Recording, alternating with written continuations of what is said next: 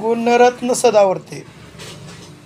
Court काय सांगतं, court काय न्याय देतं, कोर्ट काय करतं ती बघून घेऊ. कारण तू डंके की चोट पे आम्हाला सांगू नको. कारण तुला काय करायचं आहे ते तुझं कोर्टात कर. तू कोर्टात कर, सुप्रीम कोर्टात जाऊन बस, नाही तर अजून काय बस. जे मिळवायचं जे मिळायचं ते आमचं आम्ही बघू. तो आमचा प्रश्न आहे, तुझा नाही. तुझं काही घरचं मागितलं नाही, तुझ्या पगारातून काही पैसे आम्ही मागितले नाहीत. तुला जेवढं कळतं ना तेवढं त्या कोर्टात मांड, नाही तर कोर्ट तुझ्या घरी आणून बसव. तुला आम्ही विचारायला आलो नाही.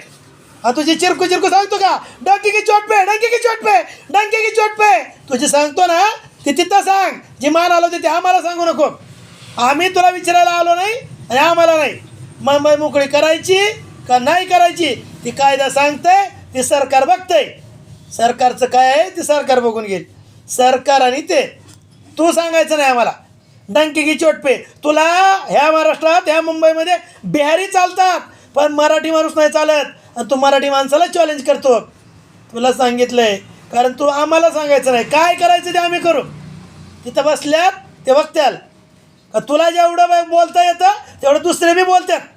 अरे तू नुसता चिरकू सांगू नको आम्हाला. मुंबई मोकळी कर, सरकारला सांग, सरकार करल. तिथं सांग कायद्यात. रस्त्यावर येऊन चिरकू नको. डंके की चोट पे, डंके की चोट पे सांगू नको. तुला सांगितलं डंके की चोट पे आझाद मैदानाला सगळे राहत्याल. सांग सरकारला की डंकी की चोट पे आझाद मैदानच जा पूर्ण देवा लोकांना. कारण गरीब गरजवंत मराठा आहे तिथं. तुझ्यासारखा प्रस्थापित नाही आहे, तुझ्यासारखे करोडपती लोक नाही आहेत तिथं. कारण जे आलेले आहेत ते गरजवंत मराठा आहे. तुझ्यासारखा नाही आला. द्यायचं का नाही ती न्यायालय ठरवल आणि सरकार ठरवल. तू सांगू नको आम्हाला. तू लई जोरात बोललो, लई जोरात बोलू नको. तुला वाटतं मी लई जोरात बोललो म्हणजे बिल. तू भुकताना कारवानी कुत्र्यासारखा भुकू नको. कारण तू नुसता भुकतो. तुला जे करायचं आहे ना ते कर. कारण आम्ही बी तिथं येताना कफनच बांधून आलो आहे, लक्षात ठेव. मुंबई मोकळी होईल ती कायदा बघून घेईल आणि ते सरकार बघून घेईल. कारण आम्ही आमचं कफन बांधलेलंच आहे.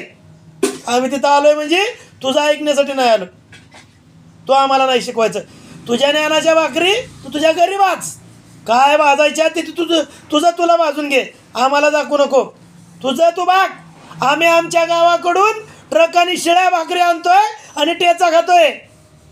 तुझ्या सरकारला फक्त पाणी मागतोय आम्ही, काय मागितलं नाही. आम्ही आमची लढाई अस्तित्वाची लढाई आहे. आम्ही लढतोय. तू चिरकू नको. ती तसलं चिरकायचं बंद कर.